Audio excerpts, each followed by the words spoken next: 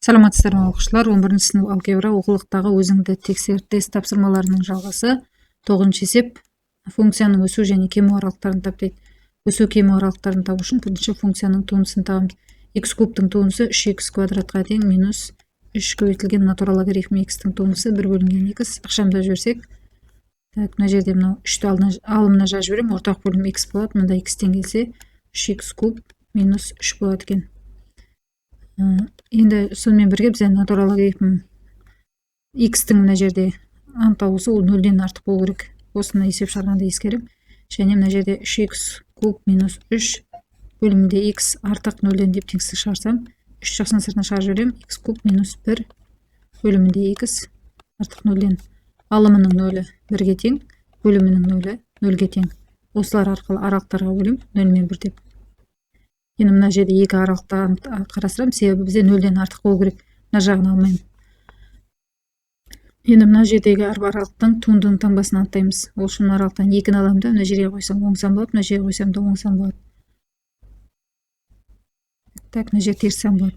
Енді бізде өсу кему аралық, мынау жерде кему аралығы, мынау бізде өсу аралығы. Сонымен есептің жауабы 0 мен 1-дің арасы, 0 мен 1-дің арасы функция кемейді. 1-ден плюс 3-ге дейін функция өседі. Сонда бізде жауап 0 мен 1-дің аралығын кемейді, 1-ден плюс 3-ге дейін өседі. В жауабы дұрыс болады екен. Функцияның экстремум нүктелерін тап. Бұнда да бірінші туын табамыз. 0-нан 5, x квадраттың туындысы 2x-ға тең, минус 6, x-ның туындысы 1-ге тең, плюс 2 көбейтілген натурал логарифм x-ның туындысы 1 бөлінген жерде x-ның 4 дәрежесі, және мына күрделі функциялықтан 4x, x-ның 4 дәрежесінің туындысы 4x куб болады. Ары қарай мына жерде ықшамдасам, екеуінің көбейтіндісі бізде 1-ге тең болады, минус 6, екеуінің көбейтіндісі плюс 8, мынау бізде қысқарып кетеді, сондықтан 1 бөлінген x болады. Сонда ортақ бөлім бізде x болады. Так, x квадрат минус 6x плюс 8 деген функция шығады. Енді осының осын 0-ге теңестіремін, x квадрат минус 6x плюс 8 тең 0 деп теңестіремін. Сонда x біріншің 2-ге тең, x екінші 4-ге тең болады, және бөлімінің 0-і 0-ге тең. Так, сонда мынау x минус 2, x минус 4 бөлімінде x былай деп алайында аралықтарға бөліп, 0, 2, 4 өйстіп аралықтарға бөлем. Мына жағын алмайым, себебі бізде анықталуысы 0-ден артық сан болу керек. Енді әрбір аралықтағы туындының таңбасын аттасам, мына жерде 5-ті әкеліп мұнда қойсам оң, бұнда қойсам оң, бұнда бәрінде оң, бұнда теріс болады, бұнда оң болады. Сонда мына бізде максимум нүктесі болады, мына бізде минимум нүктесі болады. Сонда x максимум нүктесі 2, x минимум нүктесі 4 болады. Бізде жауап сонда С жауабы. 11-ші есеп. Мына кесіндісінде мына функцияның ең үлкен және ең кіші мәндерін табу керек. Ол үшін тағы да туынды табамыз. Көбейтіннің туындысы x квадраттың туындысы 2x-қа тең, 2-ның x дәрежесі тұра береді, плюс келесі x квадрат тұра береді, ең x дәрежесінің туындысы 2-ның x дәрежесіне тең. Ары қарай. Так, мына жерде x еның x дәрежесінің жақсының сыртына шығарып жіберсем, жақшының ішінде 2 плюс x қалады екен. Енді осыны 0-ге теңестірейін. Сонда x біріншің 0-ге тең, x екінші минус 2-ге тең болады екен. Енді осы екеуі мына аралыққа тиісті ма, соны тексеріп аламыз. 0 бізде мына аралыққа тиісті болады. Минус 1 мен 2-ның аралығына тиісті болады. Келесі минус 2 мына аралыққа тиісті емес. Сонда бізде f 0-дегі мән табамыз, f минус 1-дегі мән табамыз, f 2-дегі мән табымыз керек.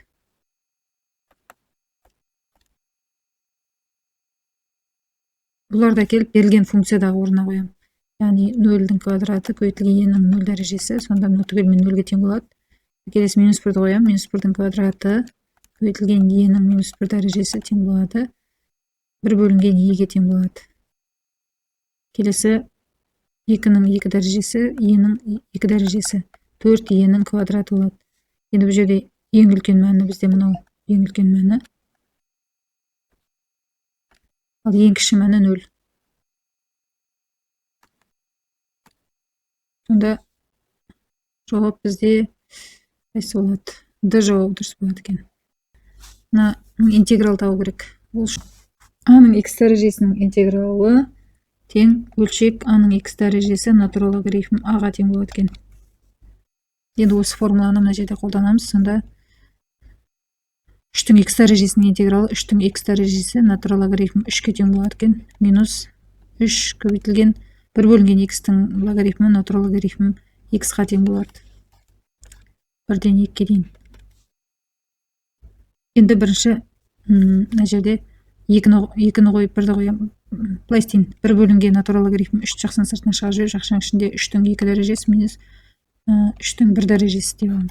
Минус 3 натурал логарифм 2 минус натурал логарифм 1 болады.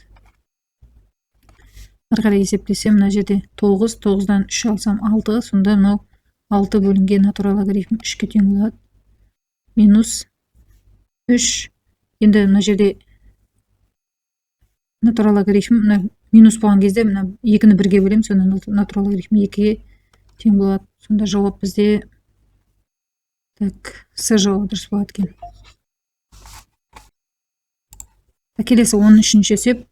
Мына сызық қисықтармен шектелген жазық фигураның ауданын тап дейді. Бізде бұл қисық дегеніміз 0,5-тің x дәрежесі дегеніміз. Мына жерде 1 деген нүктеден өтетін мынадай қисық болады. Енді y тең 0 дегеніміз бізде x өсі, x тең 1. Мысалы 1 мына жерде болса, 2 мына жерде болса, мынадай сызық. Сонда бізде мына фигураның ауданын табу керек. Ол дегеніміз s тең болады интеграл 1-ден 2-ге дейін. Жоғарындағы функция бізде y тең болады 0,5-тің x дәрежесі. 0,5-тің x дәрежесі dx. Бізде а-ның x дәрежесінің туындысын тауып алдыңғы есептегі сияқты 0,5-тің x дәрежесі бөлімде натурал логарифм 0,5. 1-ден 2-ге дейін. Енді 1 бөлінген натурал логарифм 0,5-ті жақсының сыртына шығарып, жақшаның ішіне 0,5-тің квадраты минус 0,5-тің 1 дәрежесі деп есептей қояйық. Тең болады. 1 бөлінген. Енді мына жерде 0,5 дегеніміз ол 2-ден 1. Сонда натурал логарифм 2-ның минус 1 дәрежесі деген сөзінің. Ары қарай мынау 0,125 минус 0,5 тең болады. Мына минус 1-ді алдына шығарып жіберем. Мына бір-бірін азайтсам, менде минус 0,125 болады. Мына минус алдына шығарып жіберсем, минус натурал логарифм 2 болады. Тең болады. Минустар қысқарып кетеді. Мынау бізде 4-тен 1 деген сөз. Яғни 4-тен 1-ді бөлем натурал логарифм 2-ге.